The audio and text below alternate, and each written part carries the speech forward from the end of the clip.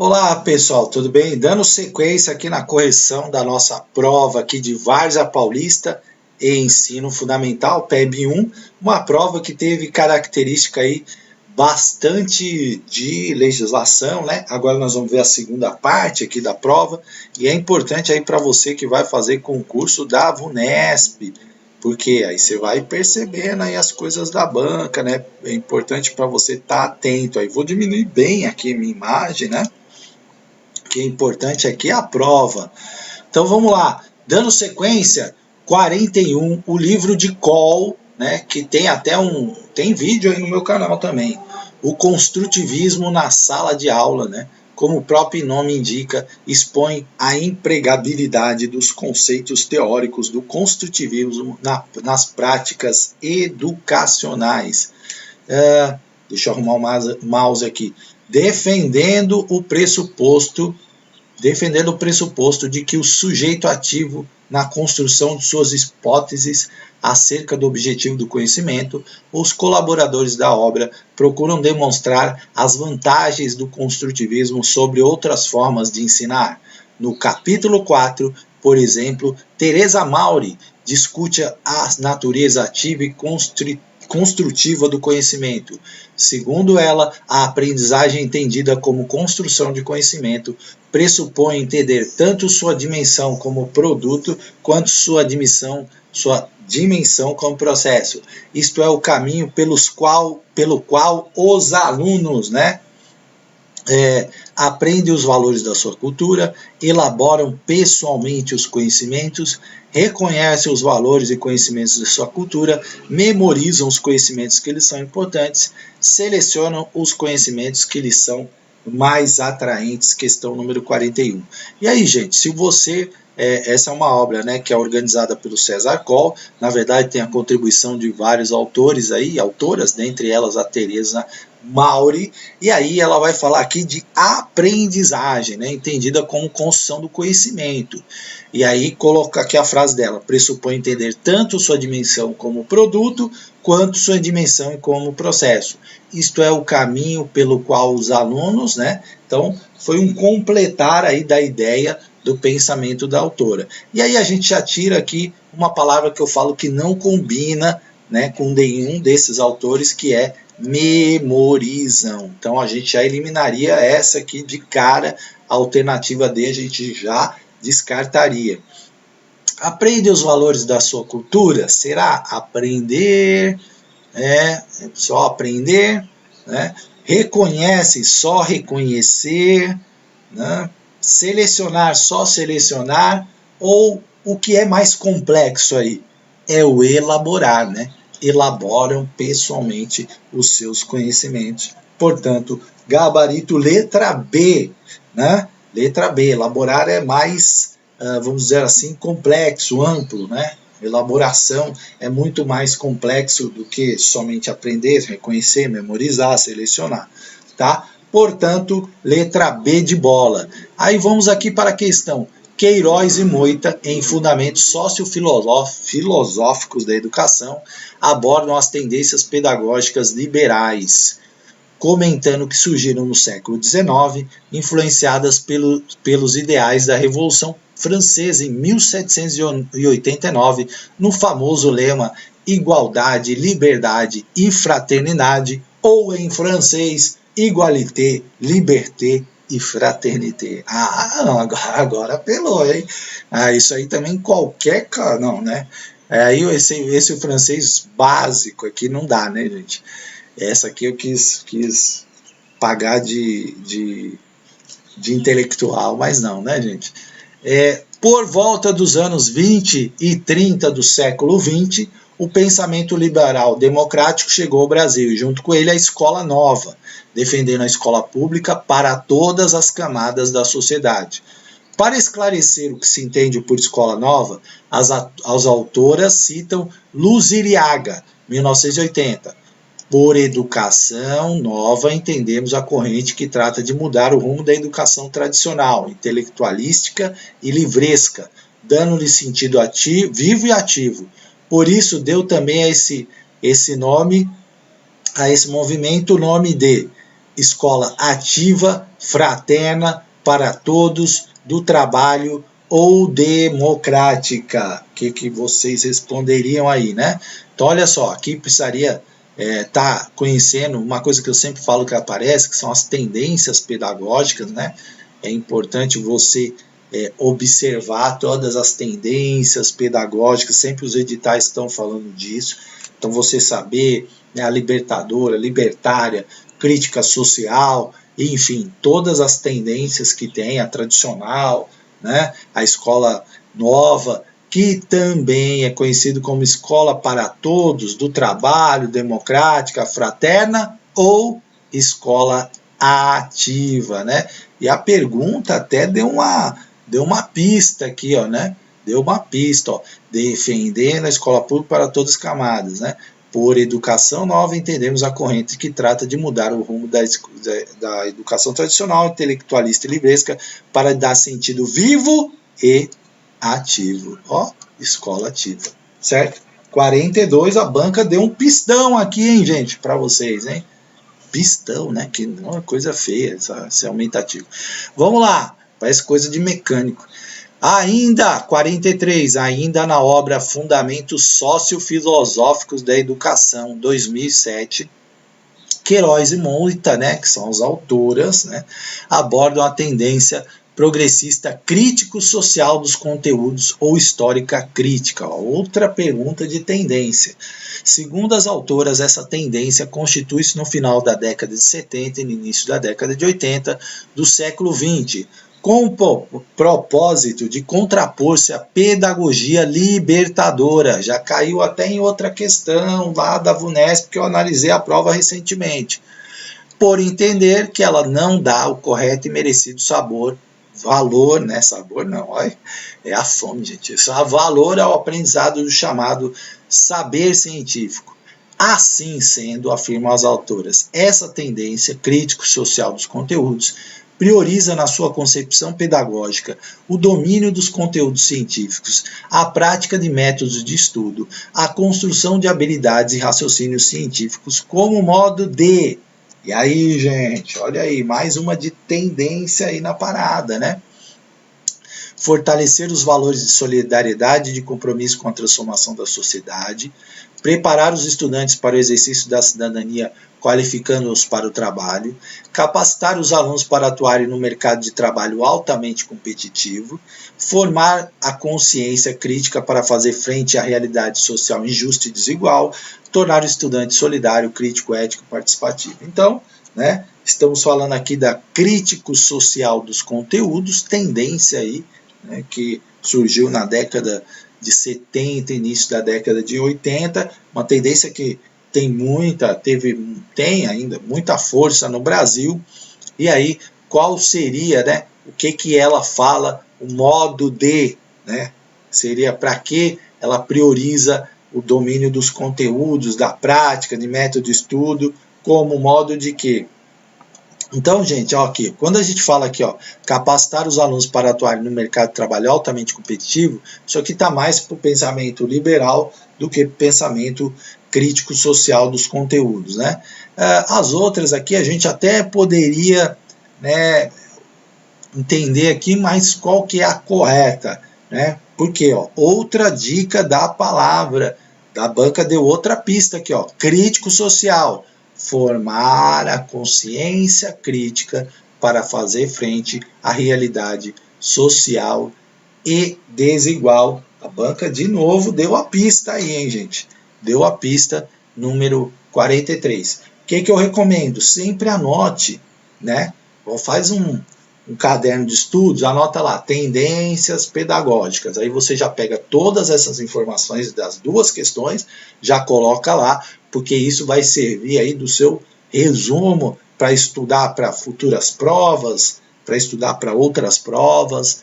Então você já vai fazendo aí o seu caderno de resumo. Número 44. Em se tratando de alfabetização e letramento, destaquei isso nas minhas aulas, tenho falado muito, está caindo bastante, você precisa entender o que é alfabetização, o que é letramento, que elas não são iguais, né? Embora são ali, andem juntas ali, são uma coisa é alfabetização, outra coisa é letramento, elas estão imbricadas, estão juntas, mas não são a mesma coisa. Lerner afirma que ensinar a ler e escrever é um desafio que transcende amplamente a alfabetização em sentido estrito. Ela mesma já fez aqui a diferença, né? O desafio que a escola enfrenta hoje é o de incorporar todos os alunos à cultura do escrito e o de conseguir que todos seus ex-alunos cheguem a ser membros plenos da comunidade de leitores e escritores. E completa, agora, para concretizar o propósito de formar todos os alunos como praticantes da cultura escrita, é necessário reconceitualizar o objeto de ensino e construí-lo, tomando como referência fundamental o que? A literatura infantil, o emprego de cartilhas, os artigos de jornais e revistas, as práticas sociais de leitura escrita ou os textos clássicos da cultura ocidental. Se você assiste minhas aulas, você vai responder isso tranquilamente. Não é literatura infantil, porque estamos restringindo aqui a um campo, e eu sempre falo, pense amplo. Na educação, nossos teóricos, a legislação, sempre pensar amplo.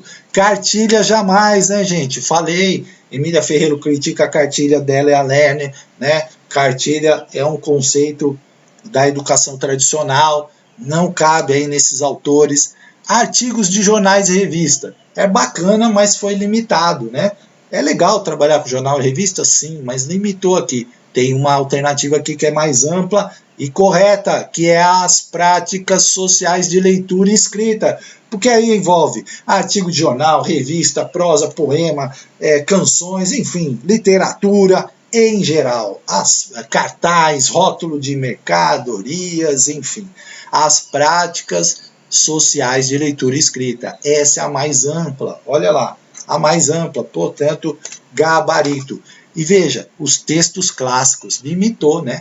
Limitou aos textos clássicos, portanto, não é gabarito, letra D de dado, né? 45, Lerner, que também cai muito na VUNESP, eu tenho sempre falado isso. Segundo Lerner, em A Matemática na Escola Aqui e Agora, a maioria dos estudantes não consegue relacionar os cálculos que realiza em sua vida cotidiana com o conjunto de regras que na escola chamam matemática, as quais são mais ou menos arbitrárias e muitas vezes incompreensíveis. Além disso, as inovações pedagógicas que enfatizam a operação intelectual da criança no lugar da reprodução de mecanismos isolados não parecem refletir-se ainda na aprendizagem da matemática. Assim, muitas crianças, olha lá, hein, vamos ver aqui, crescem convencidas de sua incapacidade. Lembrando que é um trecho da Délia Lerner, né, citado aí nesse A Matemática na Escola Aqui e Agora, e que você tem que, né, completar ali. Acreditam que a matemática é de fato um bicho de 7 cabeças. C. Renunciam à possibilidade de pensar a respeito do que estão aprendendo. D. Passam a acreditar que a matemática é um conhecimento exclusivo para gênios. E contente-se em decorar os algoritmos com a única finalidade de serem aprovadas nas avaliações escolares.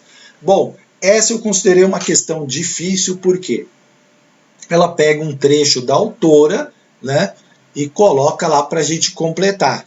Né? Então, as ideias aqui, nenhuma é absurda. Né? A gente pode achar que, né, que as crianças cresceriam convencidas da sua incapacidade, mas não é isso que a autora diz. Que acreditam que a matemática é de um fato bicho de 7 cabeças, mas também não é isso que a autora diz. O que ela diz? Que eles renunciam à possibilidade de pensar a respeito do que estão aprendendo.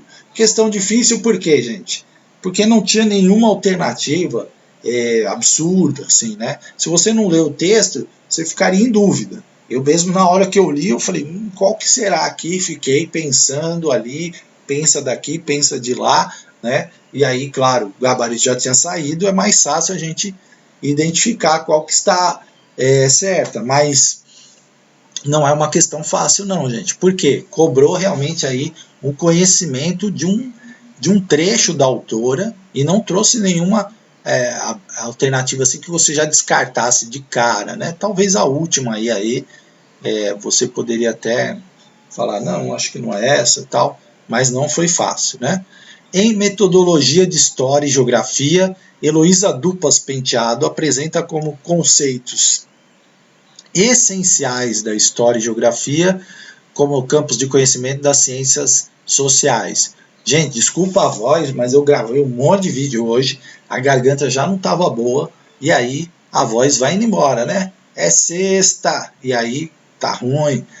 No capítulo 3 da obra, ela afirma que os conceitos de espaço e tempo são básicos no estudo dessas disciplinas, pois é nessas duas dimensões que as relações humanas se travam, transformando a natureza, produzindo a cultura, construindo a história. Produzindo cultura e construindo história. A autora, dando continuidade a esse raciocínio, alega que para ocorrer o entendimento dos referidos conceitos é necessária a interação das condições internas de aprendizagem do aprendiz com as condições ambientais do que ele dispõe. Nesse processo, diz Penteado, o professor desempenha fundamental o papel de... Aí, gente, essa aqui também estava tranquilo, né? Papel de incentivador, de transmissor, de catalisador, de interlocutor ou de mediador, né? Aí aqui a gente já descartava transmissor, né? Que isso é uma ideia da pedagogia tradicional, a gente já vem falando, né? Então, não é isso. Incentivador também não é. Catalisador também não é. Interlocutor também não. Portanto, mediador, que é tão falado, né? O papel do professor hoje é um papel de mediador. E nesse livro a Heloísa Dupas também coloca isso. Essa aí é uma questão tranquila, né? A palavra mediador aí, a gente já vem tantos textos falando disso, seria mais tranquilo. Moura, em Pedagogia de Projetos, Contribuições para uma Educação Transformadora, afirma que a educação de hoje precisa atender uma clientela que exige e que também é exigida cada vez mais, pois o mundo está mudando e, consequentemente, a educação deve inserir-se nessa mudança, a fim de não perder sua finalidade. A pedagogia de projetos busca ressignificar a escola dentro da realidade contemporânea, transformando em um espaço significativo de aprendizagem para que todos façam parte dela sem perder de vista. Trabalho, questão que está aparecendo bastante também sobre pedagogia de projetos, né? Então, importante aí. E sempre a pedagogia de projetos, aí aqui, ó, vale a pena anotar aí nos seus resumos, né? Ressignificar a escola, trazer aquilo um espaço significativo, aprendizagem significativa, aí ó a palavra-chave aqui, ó, para todos, né? Sem perder de vista o quê?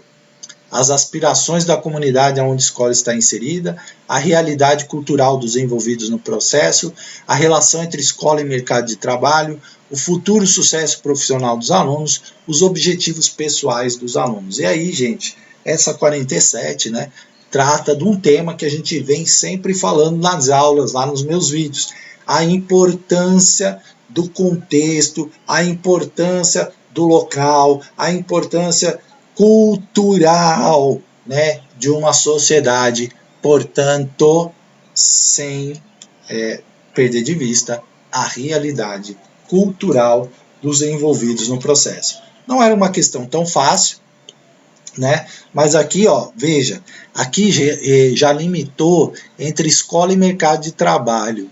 Aqui é o futuro profissional dos alunos, é uma concepção mais liberal, né, de pensar assim no sucesso, e objetivos pessoais também, algo muito restrito, e esse dialoga melhor aqui com essas ideias das autoras, né, que é a questão ampla aí da cultura, que cultura é uma questão bastante ampla, envolve aí diversos segmentos. Número 47, B, de bebê, é sexta-feira, bebê. Eita, nós, nossa, foi mal agora, hein?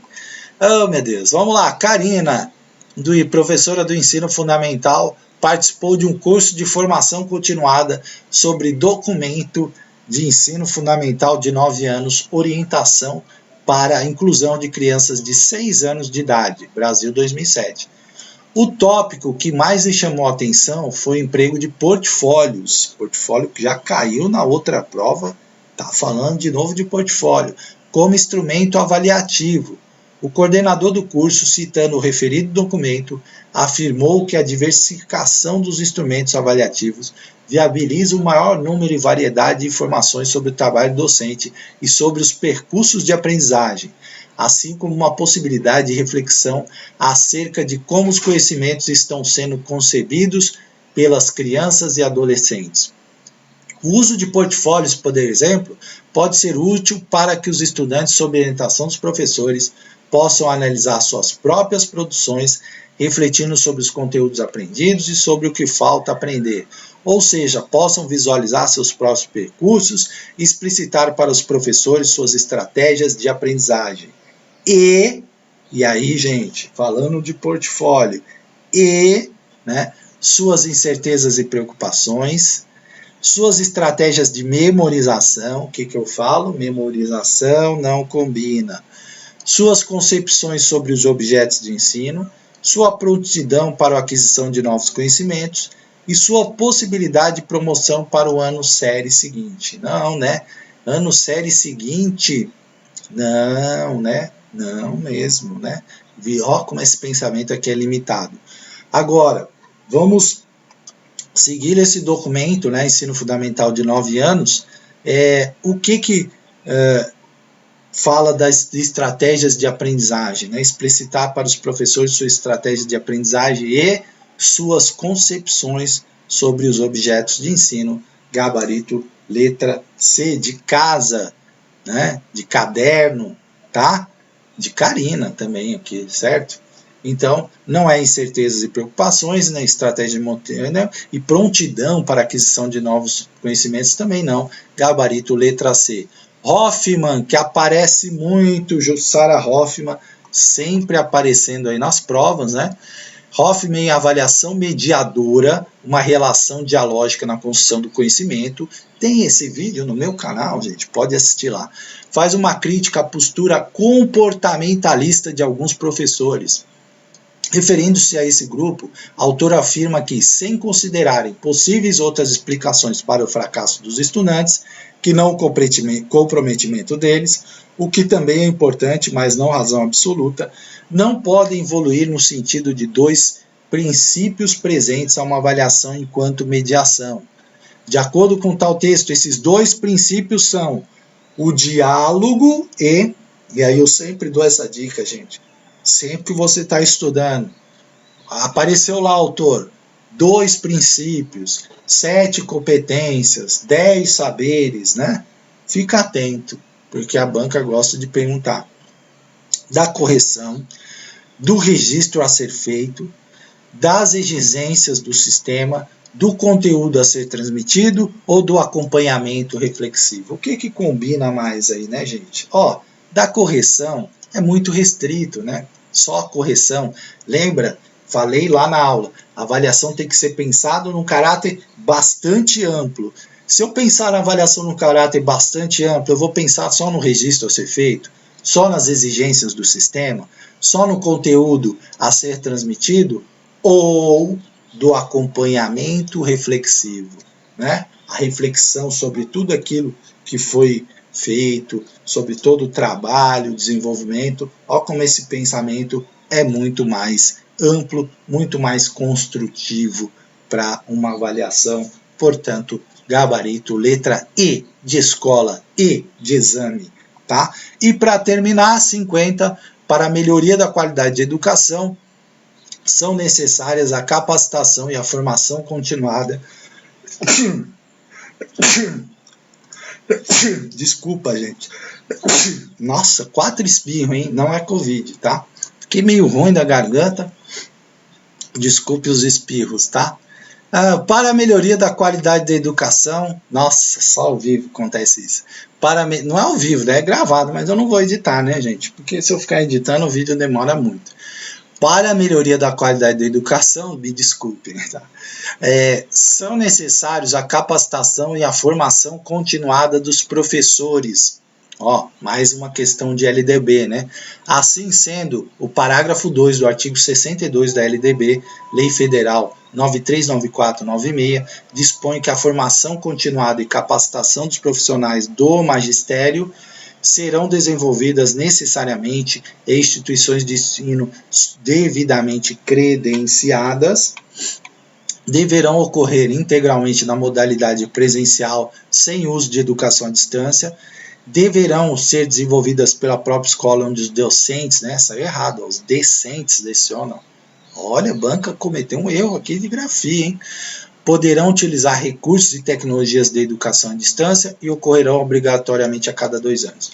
Portanto, gente, lá no artigo 2, no parágrafo 2 do artigo 62, inclusive a LDB tem alterações, eu vou publicar o vídeo aí também, de alterações na LDB recentes agora, de agosto de 2021, então é importante você acompanhar lá, né, essas alterações, na verdade foram inclusões de artigos. Diz aqui, serão desenvolvidas necessariamente, não é isso que está dizendo lá, tá? De ensino superior devidamente credenciadas, não é isso que está colocado. Deve ocorrer integralmente na modalidade presencial? Não, é previsto sim a educação à distância. Devem ser desenvolvidas pela própria escola? Não, limitou, né, a escola. Ou poderão utilizar recursos e tecnologias de educação à distância? Exatamente isso. Poderão, né, utilizar recursos e tecnologia de educação, e não tem nada a ver, ocorrerão obrigatoriamente a 2 anos, portanto, o gabarito letra D de dado, tá? É assim, gente, a gente conclui aqui a nossa aula, tá? Espero ter ajudado aí, é importantíssimo você fazer essa revisão das provas, porque você acaba absorvendo conhecimento, se você estiver fazendo anotações, tal, isso vai engrandecer aí e vai melhorar o seu desempenho. Principalmente se você fez a prova, é importante você ter esse feedback depois, como que você foi, o que você acertou, o que errou, o que foi falta de atenção, o que você precisa estudar mais. Isso é a chave para você conseguir ser aprovado nos concursos públicos, tá bom? Grande abraço, até uma próxima.